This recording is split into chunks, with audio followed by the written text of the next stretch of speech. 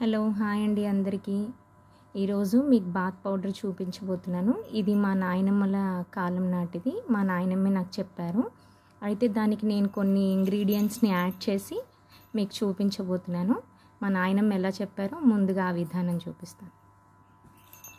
ఈ బాక్స్తో నేను ఫుల్గా బియ్యం వేసుకుంటున్నాను. వీటిలో ఎక్కువ ఉండవలసింది బియ్యం, పెసళ్ళు, శనగపప్పేనమాట. ఇది 2 కప్పు. ఇది 3వ బాక్స్. 3 బాక్సుల బియ్యం వేసుకోవాలి. శనగపప్పు 1 బాక్సు.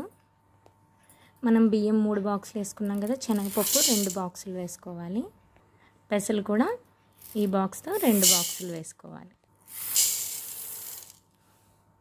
ఇప్పుడు నువ్వులు 1/2 బాక్స్ వేసుకోవాలి. మా నాయనమ్మ గారు చెప్పింది ఇంతవరకే అనమాట. నాకు అప్పట్లో వాళ్ళు ఇవే యూస్ చేసేవారంట. చలికాలం, వానాకాలం అని చెప్పింది. మా నాయనమ్మ స్కిన్ టోన్ కూడా చాలా బాగుండేది.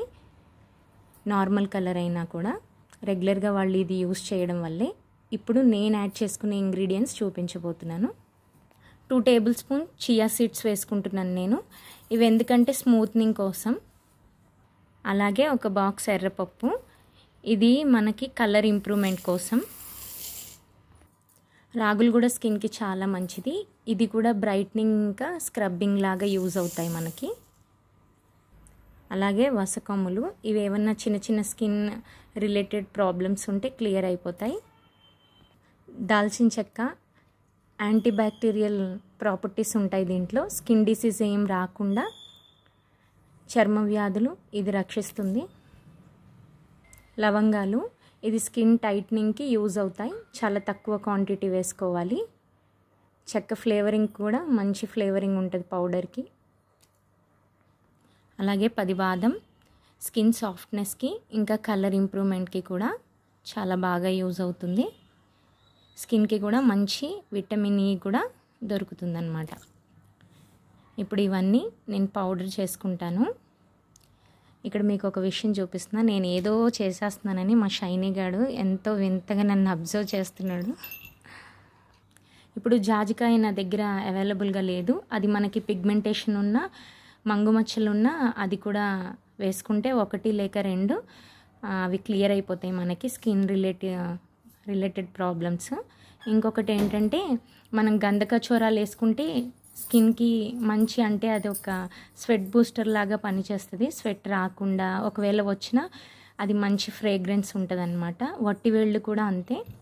చర్మంలో ఏవైనా చిన్న చిన్న పగుళ్ళు ఉన్న, డ్రైనెస్ ఉన్నా అది క్లియర్ చేస్తుంది. నా దగ్గర వట్టి వేళ్ళు, గంధకచోరాలు, జాజికాయ ఇప్పుడు ప్రెజెంట్ లేదు, అందుకని ఇవే వేసుకున్నాను. ఇప్పుడు పొడి ఎలా చేసుకున్నామో చూసేద్దాం పదండి. ఇవన్నీ కలిపాక చూడండి ఎంత బాగుందో చూడడానికి.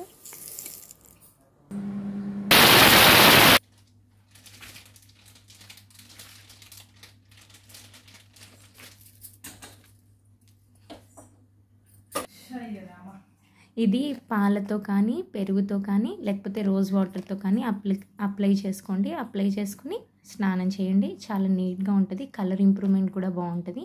నేను దీంతోనే ఫేషియల్ చేసి మీకు ఇంకొక వీడియో కూడా అప్లోడ్ చేస్తాను. అప్పుడు మీకు కాన్ఫిడెన్స్ వస్తుంది కదా. ఇది చిన్నపిల్లల నుండి పెద్దవాళ్ళు అందరూ పెట్టుకోవచ్చు. సరే మరి, బాయ్ బాయ్, ఉంటాను. నచ్చితే లైక్ చేయండి, షేర్ చేయండి, కామెంట్ కూడా చేయండి. ఉంటాను మరి.